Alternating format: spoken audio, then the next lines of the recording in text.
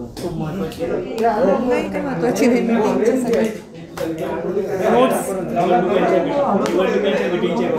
नाही नाही नाही काही नाही. आम्हाला बातमीला हे व्हायचं निवडणुकांचा तपशील नेमका भाजपचा नाही तुम्ही हे बघू शकत नाही ना. त्यांनी पाहिलं म्हणून माझी डायरी तुम्ही उघडली असं नाही काय महिलांची डायरी उघडायला नाही पाहिजे नाही गंमत करायला काही नाही याच्यामध्ये. तुम्हाला माझ्या कुठेही असं लिहिलेलं काही नसतं.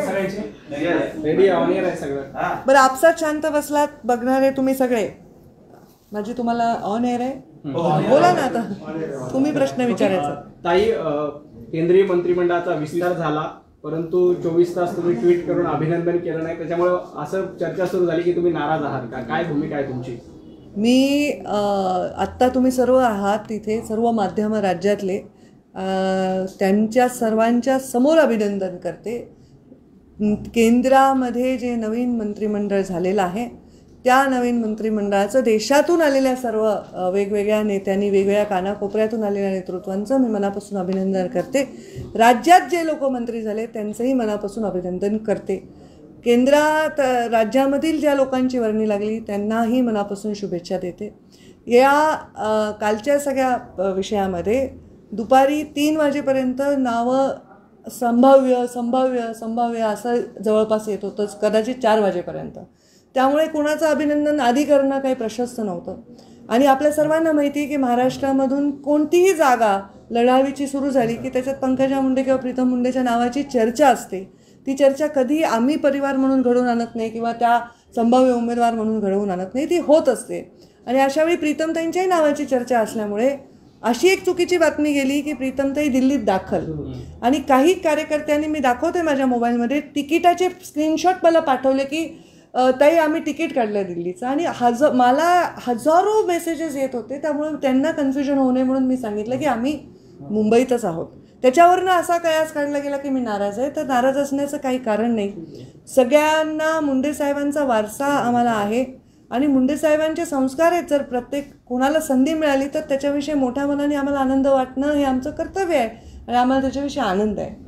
आणि त्यामुळे हे चुकीच्या अशा पद्धतीने मेसेज जाण्याचं काही कारण नाही. मी सगळ्यांना मनापासून शुभेच्छा देतो. त्याच्यातनं बातम्या अशा आल्या म्हणजे तुम्ही ट्विट करायला 24 तास ट्विट केलं नाही त्याच्यामुळे बातम्या अशा झाल्या की भाजपमध्ये पंकजा मुंडे यांना डावललं जातं का अशा प्रकारची एक चर्चा सुरू झाली. त्याच्याबद्दल तुमचं मत काय. आता ह्या सगळ्या चर्चा बद्दल काही फार मत व्यक्त करायची आज मला आवश्यकता वाटत नाही. मी ट्विट केलं नाही तर मी ट्विट केलं नाही. आता मी शुभेच्छा देते. आणि ट्विट केलं नाही असं बातमी आली म्हणून मी ट्विट केलं असतं तर अच्छा आता पंकजा त्यांनी ट्विट केलं असं झालं असतं. त्यामुळे मी त्याला फारसं महत्त्व दिलं नाही. मी सगळ्यांशी बोलले. भारती पवारांशी मी बोलले. मी कपिल पाटलांशी बोलले.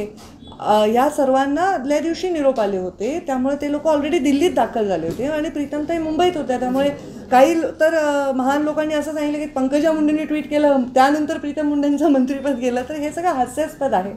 प्रीतमताई रात्री 12:30 वाजता डॉक्टर कराडांचा मला फोन आला की मला मुख्यालयातून भाजपच्या फोन आला होता आणि मी दिल्लीत दाखल झालेलो आहे. त्यामुळे या गोष्टीमध्ये हे काही लोक माझे जे संबंध आहेत जे मुंडे साहेबांनी निर्माण केलेले आहेत पक्षामध्ये माझं लोकांशी नातं आहे. माझे संबंध नाही. आणि संबंध आणि नात्यामध्ये फरक असतो. नातं कधीच तुटत नाही. संबंध कधी कटू होतात कधी गोड होतात. तर माझं लोकांशी नातं आहे आणि त्या नात्याच्या अनुषंगाने लोक वेळोवेळी रिॲक्ट होत असतात. ते लोकांचं प्रेम आहे लोकांच्या अपेक्षा आहेत. तुमचे समर्थक असं म्हणतात की प्रीतम मुंडे आणि पंकजा मुंडे यांच्यावर अन्याय झाला. भाजप समर्थकांचं असं म्हणणं आहे की पंकजा मुंडे आणि प्रीतमताई यांच्यावर भाजपनं अन्याय केला असं समर्थक म्हणतात तुमचे. हे पहा राजकारणामध्ये जेव्हा निवडणुका येतात तेव्हा आपल्याला जनतेचे मत आणि जनतेच्या कलाची आवश्यकता असते. आणि जनता अनेक वर्ष स्वतःच्या समर्पणातून स्वतःच्या प्रेमातून थोडं थोडं थोडं करून एक नेतृत्वाची उंची तयार करत असते. आणि ती एवढी मोठे मुंडे साहेब आहेत त्यामुळे लोकांचं आमच्यावर प्रेम आहे. आणि असं नाही की प्रेम आहे ना आमचं नुसतंच आमच्याकडे नाव आहे. आमची मेहनत आहे आमची वारसा आहे वक्तृत्व आहे कर्तृत्व आहे या सगळ्या गोष्टीमुळे लोकांच्या अपेक्षा असतात. त्यामुळे आम्हाला लोकांच्या मनामध्ये ह्या भावना ज्या आहेत त्या बदलण्याचं काम माझं नाही. ते वेळेप्रमाणे होत राहील. असं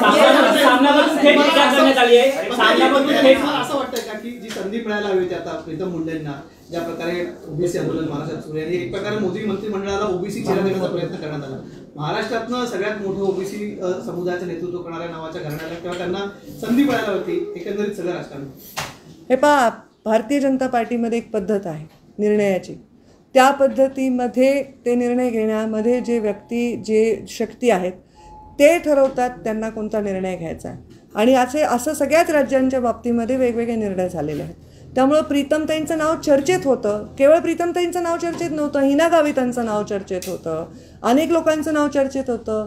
आणि ते नावं न येता दुसरे नाव आले. तर त्यामुळे पक्षश्रेष्ठींनी हे पहा, नवीन नवीन लोकांना संधी द्यायला काय हरकत नाही. त्यांच्यामध्ये असे काही गुण असतील जे पक्षाच्या भविष्यामध्ये हिताचे असतील, पक्षाची शक्ती वाढवणारे असतील, असं पक्षाला जाणवलं असेल, त्याच्यामध्ये काही हरकत असायचं कारण नाही.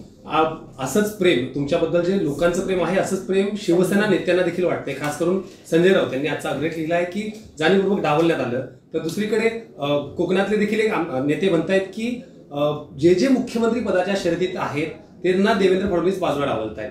तुमचं वैयक्तिक मत काय या सगळ्या याच्याबद्दल? हे पण जे मत असतं वैयक्तिक वैयक्तिक असतं, ते काही जाहीर प्रकट करायचा विषय नसतो. आज माझं हे मत आहे की प्रीतमताईंचं नाव होतं आणि त्या योग्य नाव होतं. असं नाही की अयोग्य होतं, केवळ मुंडे साहेबांची कन्या म्हणून नाही. त्या अत्यंत विक्रमी मताने निवडून आलेल्या आहेत.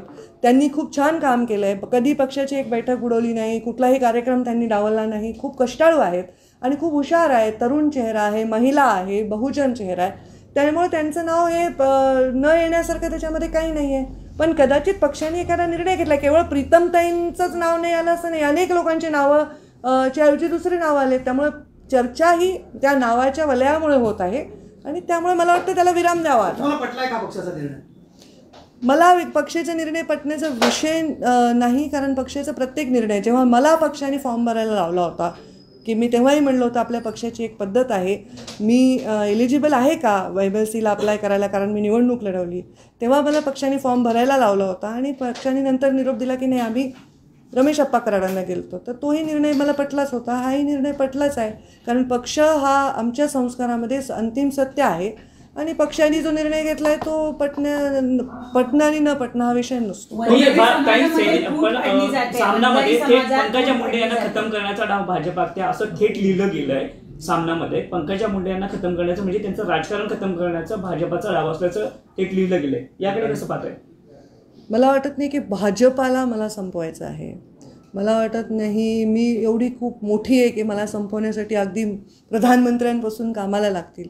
त्यांनी जे लिहिलं आहे ते मी वाचलं नाही. ते वाचल्यानंतरच मी त्याच्यावर काही प्रतिक्रिया. मुंडेंना पर्याय म्हणून करार केले जातात का? कारण रमेश कराडांना तुमच्या वेळेला संधी मिळाली, त्याच्यानंतर भागवत कराडांना आता प्रीतमताईंच्या ऐवजी संधी मिळाली, तर मुंडेंना पर्याय म्हणून ओबीसीचं नेतृत्व म्हणून कराडांना पुढे केलं जातं. आणि याला लागूनच वंजारी समाजामध्ये फूट पडण्याचा प्रयत्न भाजपाकडून होतोय, अशा पद्धतीची राजकीय चर्चा देखील रंगते. हे पहा, मी राजकारणात जे आले ते व्यवसाय म्हणून नाही आले. मी राजकारणात एक व्रत म्हणून आले. माझ्या मुंडे साहेबांचा, माझ्या पित्याचा अचानक मृत्यू झाला आणि त्या मृत्यूनंतर बिखरलेला सगळा हा समाज जो अत्यंत संतप्त होता, त्यांच्या मनामध्ये अत्यंत प्रश्नांचं काहूर होतं, त्यांना एका ठिकाणी आणणं हे माझ्यासाठी फार मोठं चॅलेंज होतं.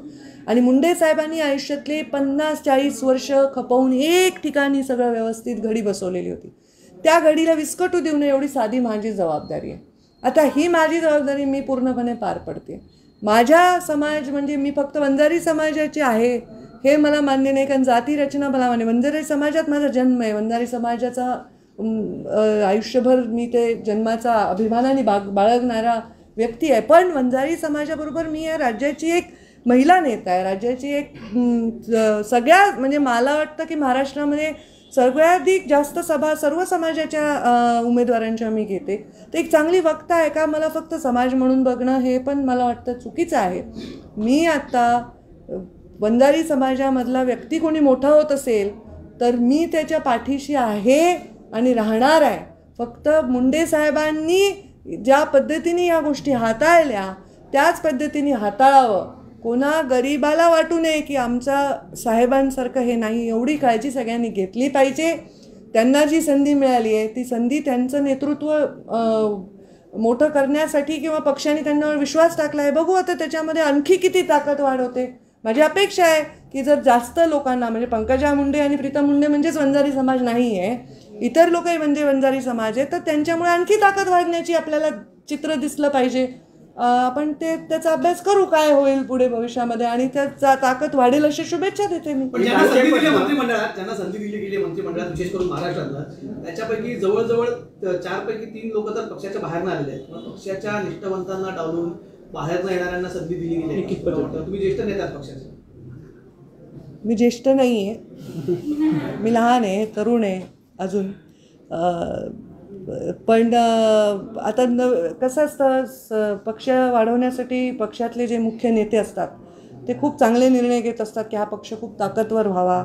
म्हणून मला वाटतं की इवन आता ज्या विधान परिषदा दिल्या त्याच्यामध्ये पण काही नवीन लोकांना संधी दिली, नवीन नेतृत्वांना संधी दिली.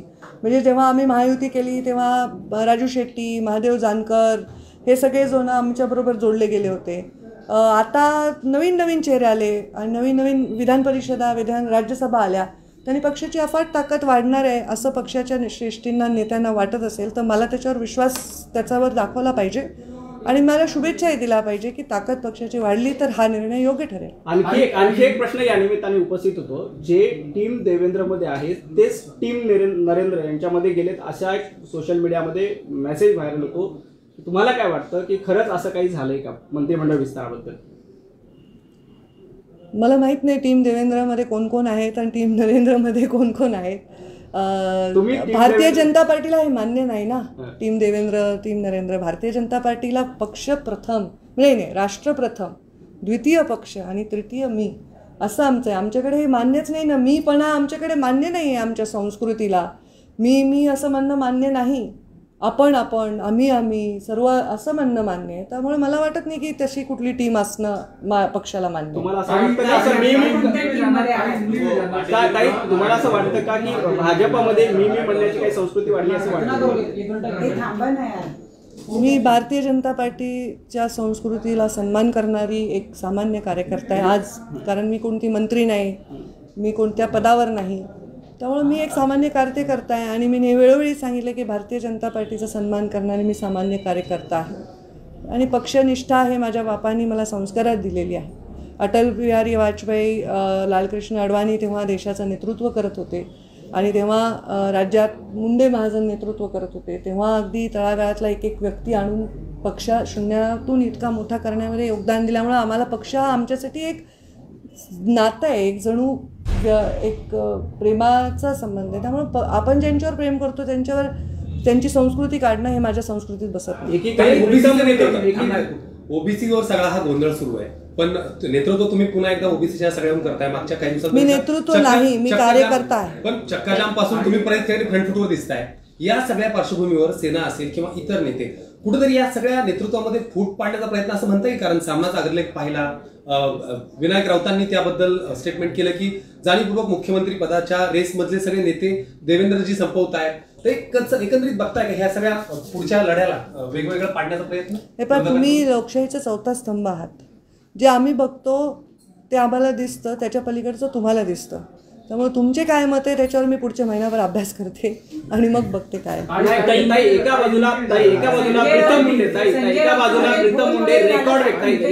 प्रीतम मुंडे रेकॉर्ड ब्रेक मतांनी निवडून आलेले आहेत. बीडमधनं पहिल्यांदा त्यांनी रेकॉर्ड केलं, त्याच्यानंतर दुसऱ्यांदाही त्यांनी रेकॉर्ड ब्रेक मतांनी खासदारकी पदाला निवडणूक दिली. त्या तुलनेमध्ये इतर जी नावं दिसत आहेत, भारती पवार आहेत, त्या लगेच राष्ट्रवादीमधनं इकडे आलेल्या आहेत. त्यानंतर भागवत कराड असतील, पहिल्यांदाच राज्यसभेचे खासदार आहेत आणि एका वर्षभरामध्ये त्यांना थेट केंद्रीय अर्थ राज्यमंत्रीपद मिळालं. तुम्हाला असं वाटत नाही का की प्रीतम मुंडे सलग 2 वेळेला विक्रमी लांब झाला? तर त्याच्याबद्दल तुम्हाला काय वाटतं? तुमचा पण प्रश्न घ्या, म्हणजे एकत्र. माझा प्रश्न असा आहे की संजय राऊतांचा दरम्यान तुम्हाला काही फोन वगैरे झाला का? सामनामध्ये इतके तुमच्या बाजूनी लिहिल्यासारखं किंवा तुमच्याशी बोलून लिहिल्यासारखं सांगतायत तिथे? नाही. आधी माझ्या प्रश्नाचं ते इतके फ्री विचारांचे आहेत आणि त्यांचा एवढा मोठा अभ्यास आहे, त्यांना माझ्याशी बोलण्याची आवश्यकता नाही. त्यांनी जे लिहिलं ते त्यांचं स्वतःचं मत आणि ते त्यांचे फार स्ट्रॉंग मत आहेत, त्यामुळे मी त्यांच्याशी बोलण्याची आवश्यकता नाही. प्रीतमताई लोकसभेला जे निवडून आल्या, मला वाटतं की मुंडे साहेब जेव्हा निवडून आले ना त्या निवडणुकीमध्ये मी एकटीच होते. आमचा एकही आमदार नव्हता जिल्ह्यामध्ये आणि माझ्या पायाला फोड आले होते आणि मी पट्ट्या बांधून प्रचार केला पक्षाचा. आणि प्रीतमताई निवडणुकीला ज्या उभ्या राहिल्या त्या बापाच्या मृत्यूनंतर राहिल्या, त्यामुळे रेकॉर्ड ब्रेक करणारच होत्या त्या. पण आत्ता जी निवडणूक त्या जिंकल्या ती निवडणूक त्यांच्या मेरिटवर त्या जिंकल्या. तरीही प्रीतमताई निवडणुकीच्या उमेदवार आहेत का नाही इथून चर्चा होती. म्हणजे प्रीतम मुंडे निवडणुकीच्या उमेदवार राहणार नाही. आम्ही हे जे कष्ट केलेत ना हे पक्षासाठीच केलेत. माझ्याकडे येणारी गर्दी ही पक्षासाठीच आहे. त्यामुळे हे म्हणणं की मी वेगळी आहे आणि पक्ष वेगळा आहे हे मी म्हणू शकत नाही. आणखी कोणी म्हणत असेल तर मला त्याच्याविषयी काय म्हणणं नाही. माझं एवढंच म्हणणं आहे की आता हे जे पक्षामध्ये नवीन एडिशन झाले आहेत त्यांचंही स्वागत आहे. ज्यांना मंत्रिपद मिळाले त्यांचंही स्वागत आहे. आणि त्या मंत्री मिळालेल्या लोकांमुळे जर प्रत्येक मत जरी भारतीय जनता पार्टीमध्ये वाढत असेल तर त्याचंही स्वागत आहे. तुम्ही हे सांगताना तुमच्या डोळ्यात पाणी आम्हाला दिसत आहे. तुम्हाला कुठेतरी दुःख या गोष्टीचं होताना आम्हाला दिसतंय की पक्षासाठी तुम्ही पायाला फोड असताना प्रचार केला किंवा पक्षासाठी कष्टा काढला, कुठेतरी मनाला काहीतरी लागतं. मनाला काही लागत नाही. मुंडे साहेबांची आठवण आली कारण मुंडे साहेबांना शपथही घेता आली नाही. ते निवडून आले आणि 3 जूनला ते गेले. म्हणजे गमतीचा भाग असा आहे की माझ्या आईला पेन्शन मिळते तर ती पेन्शन त्यांना दुसऱ्या टर्मची मिळत नाही, शेवटच्या टर्मची. कारण मुंडे साहेबांनी खासदारकीची शपथ घेतली नव्हती. ते शपथ घ्यायच्या आधीच गेले. 17 दिवसात मुंडे साहेब गेले. म्हणजे हे केवढं मोठं घोर दुःख आहे. प्रीतमताई काही राजकारणात मिरवण्यासाठी नाही आल्या, लोकांना शांत करण्यासाठी आल्या. त्यांचं काय राजकारण नाही आहे. त्यांचं राजकारण हे फक्त तिथे मी राजकारणात तर मुंडे साहेब मी राजकारणात आहेच. मी मुंडे साहेब राजकारणात असल्यापासून आहे आणि मी खूप भाग्यवान आहे की मुंडे साहेबांनी मला राजकारणाचे धडे दिले आणि म्हणून मी जिथे बसू शकते ते मी आज इथे बसले आहे. आणि तुम्ही सगळे जे इथे आहेत ही फार मोठी पुण्याई आहे आणि 25, 30, 40 वर्षांनंतर ती येते. जरी मी आज सुरुवात केली ना, मला म्हणजे कोणी कोणतंही पद जर दिलं आज मला तर इथून पुढचे 20 वर्ष ती मला काम करावं लागतं त्या उंचीवर पोहोचण्यासाठी. ताई, ओबीसी मध्ये खूप सारे वाद आहेत. ओबीसी नेता जे आहे कोण असावा असं तुम्हाला वाटतं? ओबीसीचे नेतृत्व करण्यासाठी खूप सारे वाद आहेत. हे काय चुकीचं आहे. कोणी नेता असावा मला एक तर कळत नाही. सारखं जातीवादी प्रश्न का विचारले जातात. महाराष्ट्राचा नेता असतो, महाराष्ट्राचा नेता असतो, नेती नसते, नेता नसतो.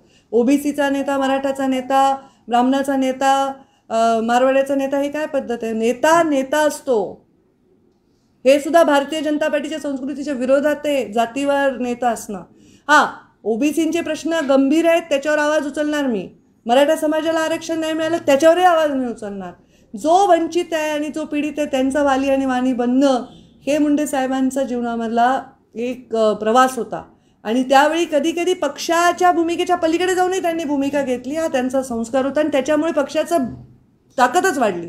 पक्षाची ताकद कमी कधी झाली नाही.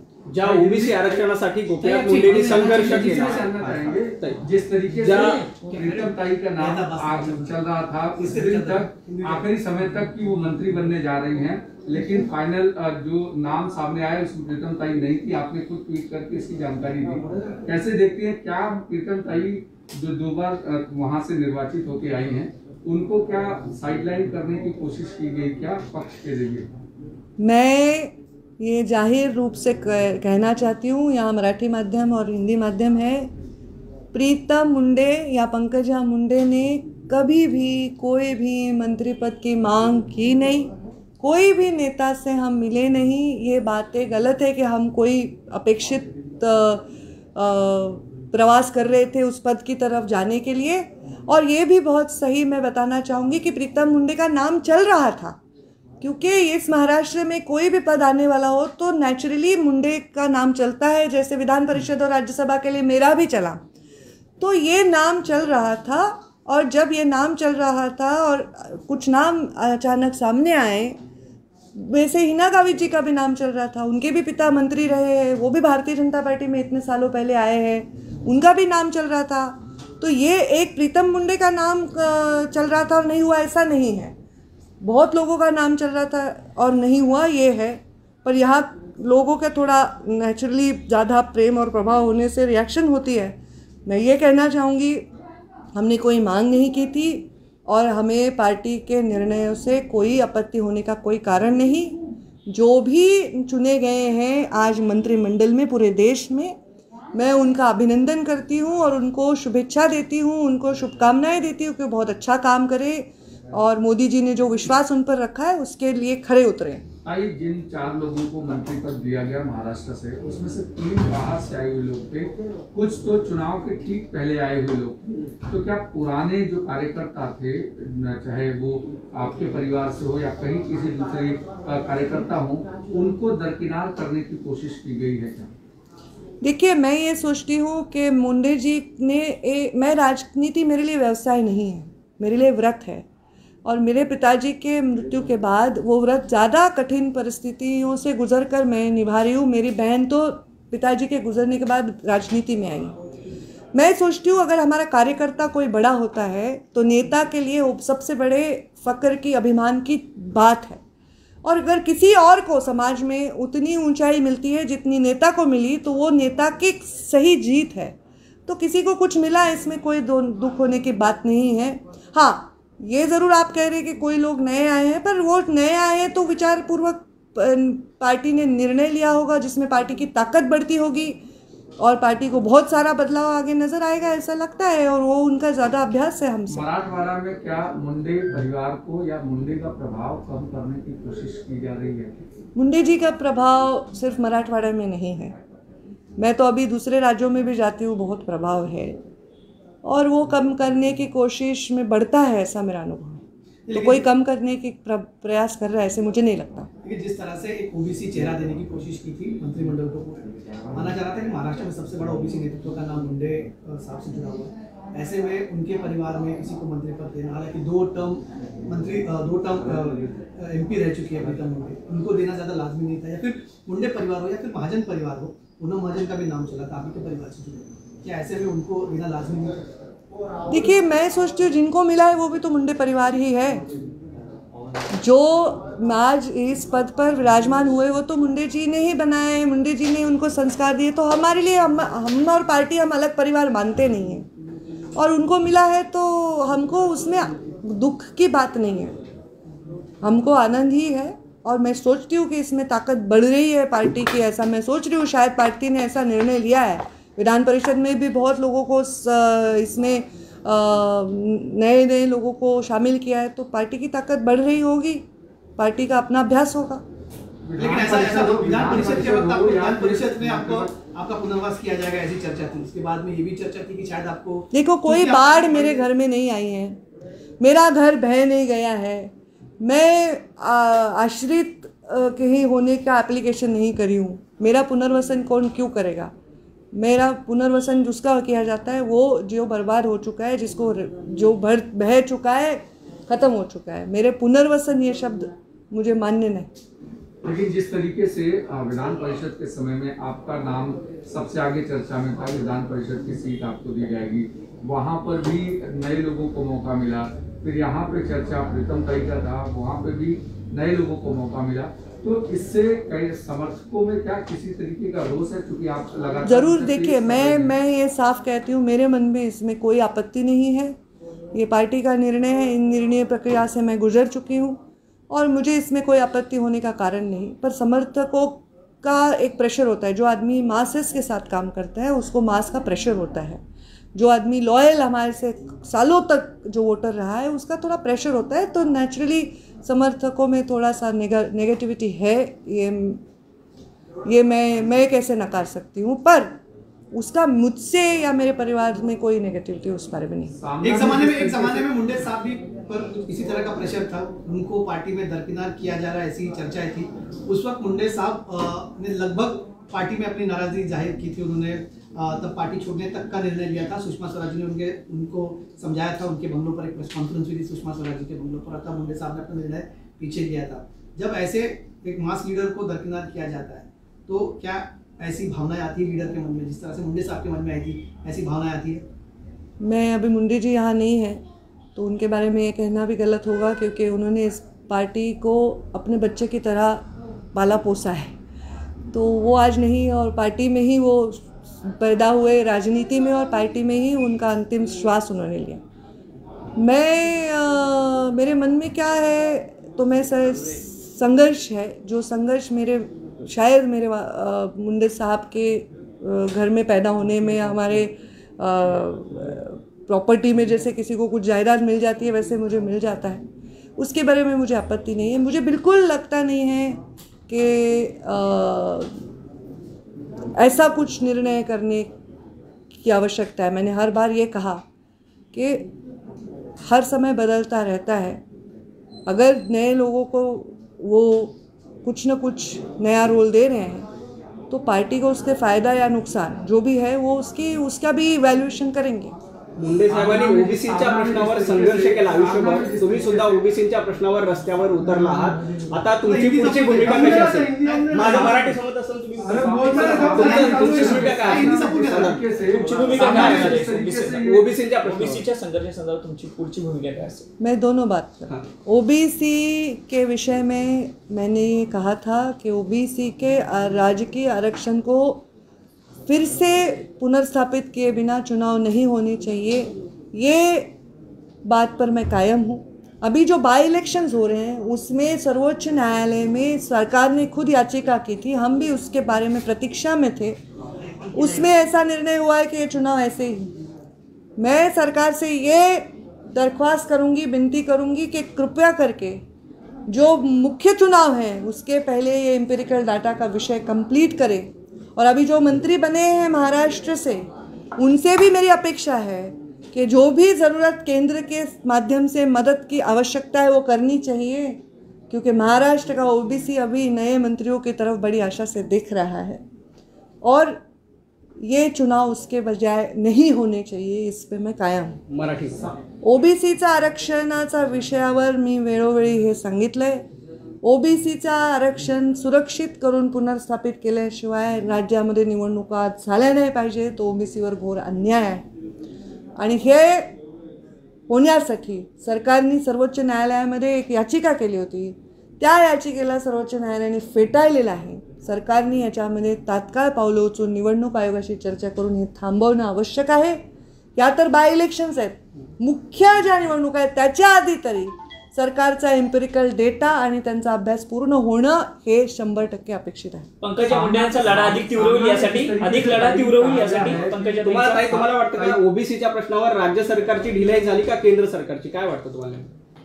केंद्र सरकार अजून पिक्चरमध्ये आलेलं नाही ओबीसीच्या प्रश्नावर। केंद्र सरकारकडनं काही अपेक्षा असेल, आता कोर्टाने जो निर्णय दिला त्याच्यानंतर, तर आता केंद्र सरकारकडनं त्या अपेक्षा पूर्ण करून घेण्यासाठी आता आपल्याकडे हक्काचे अजून 4 मंत्री झालेले आहेत। तुम्हाला असं वाटतं की हे मंत्री काम करतील असं वाटतं? तुम्हाला वाटतं की हे जे मंत्री ते त्या प्रश्नासाठी काम करतील असं वाटतं? आजचा प्रश्न आहे ओबीसी झाला लगातार मुंडे परिवार को दरकिनार करने की कोशिश हो रही है। सामना में जिस तरीके से कहा गया और उन्होंने बाकायदा एक अग्रलेख लिखा है कि किस तरीके से कुछ गुट मिलकर के मुंडे परिवार को साइडलाइन करने की कोशिश कर रहे हैं, उनको स्ट्रीमलाइन पोजीशन से साइड करने की कोशिश कर रहे हैं। इसको कैसे देखिए? मैंने वो अग्रलेख पढ़ा नहीं है तो मैं उस बारे में कोई टिप्पणी नहीं करना चाहती। और मैं ये सोचती हूँ कि समर्थकों में जो भी भावना है वो भावना समर्थकों में है क्योंकि उनका प्यार है, और आज उसको जाके मुझे वापस लोगों से चर्चा करनी पड़ेगी। पर हमें दे ये हमारी मांग थी ही नहीं, और यही मैं जब प्रीतम मुंडे दिल्ली में दाखिल हुए ऐसी गलत न्यूज़ जब मैंने देखी तो मैंने ये स्पष्ट किया है कि हम मुंबई में ही बैठे हैं, हम कहीं दाखिल नहीं हुए हैं। तो मुझे लगता है किसी और को मिलने से मुझे बिल्कुल उसमें आपत्ति नहीं है। वो भी तो मुंडे साहब के विचारों के लोग हैं, और मुंडे साहब के विचारों के लोग मुंडे साहब के परिवार से भी बड़े हो, यही मुंडे साहब के संस्कार है। देखते हैं आगे आगे क्या होता है। समर्थकों के गुस्से को क्या नजरअंदाज करेंगी या समर्थकों से बातचीत करने के बाद आगे की रणनीति? प्यार से सहलाऊंगी, समझाऊंगी। मैंने कहा कि मेरे जो लोग हैं, जो मुंडे साहब के फॉलोअर्स हैं, वो मेरे फॉलोअर्स नहीं, मेरा परिवार है, और उनसे मेरा संबंध नहीं, मेरा नाता है। संबंध कटुता हो सकती है, उसका संबंध में मिठास हो सकती है, पर नाता ये हमेशा रहता है स्थिर, और वो मेरा रहेगा, ऐसा मुझे विश्वास है। ऐसा काम मुझे करना पड़ेगा हमेशा। शेवटचा प्रश्न, एकनाथ खडसेंच्या एवढी चौकशी केली आहे, तुम्हाला काय वाटतं की ज्या पद्धतीनं आरोप होतोय की केंद्र सरकार एजन्सीचा गैरवापर करतो? हे पहा, मला असं वाटतं की ईडी, CBI, CID या फार मोठ्या इन्व्हेस्टिगेशन एजन्सीज आहेत, त्यांच्या इन्व्हेस्टिगेशन एजन्सीमध्ये जेवढा कमी आपण टिप्पणी करू तेवढा योग्य न्याय होईल. त्याच्यामध्ये चूक असेल तर त्यांचा न्याय होईल, बरोबर असेल तर तसा न्याय होईल. त्याला आपण कुठे डिस्टर्ब करू नये. खडसे साहेबांच्या या ईडीच्या चौकशीमध्ये त्यांना कुठेतरी मीडियातून आपण त्याच्यामध्ये काही भाष्य करणं वगैरे अयोग्य आहे असं मला वाटतं, कारण त्याची एक्सपर्ट मी नाही. थँक्यू. झालं का तुमचं समाधान का आणखी काही राहिलंय?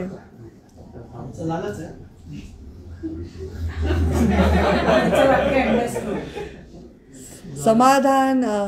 समाधान होईल असं ना? समाधान हे कधीच होत नाही. नाही काही नाही. मी नेहमी लाईव्हवरच असते. मी तुम्ही कॅमेरा ऑफ केला तरी मी लाईव्हवर आहे. समाधान जे होईल तो नेता कसला?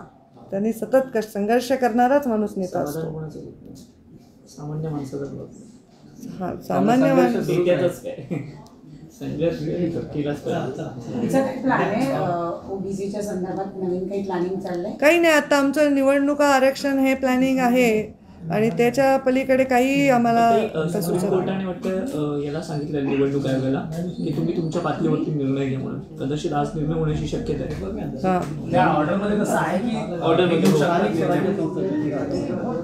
राज्य सरकारला सांगितलं ना. राज्य सरकारला नाही, निवडणूक आयोगाला सांगितलं. हां, मग निवडणूक आयोगाने निवडणुका पुढे ढकलावी. राज्य सरकार परत एकदा निवेदन देऊ शकतं. आम्ही पण निवडणूक आयोगाला निवेदन देऊ शकतो.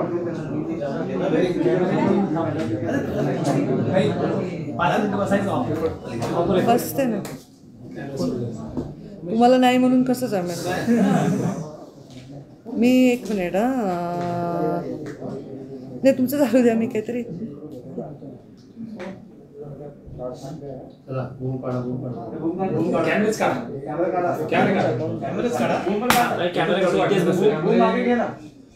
नाही, आपण आत बसू ना. हे कॅमेरे तुमचे काढत राहा. जे रिपोर्टर्स आहेत ते आत चला. आपण बसू.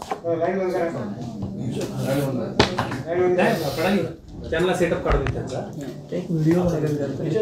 कोणता? मग त्याचा प्रश्न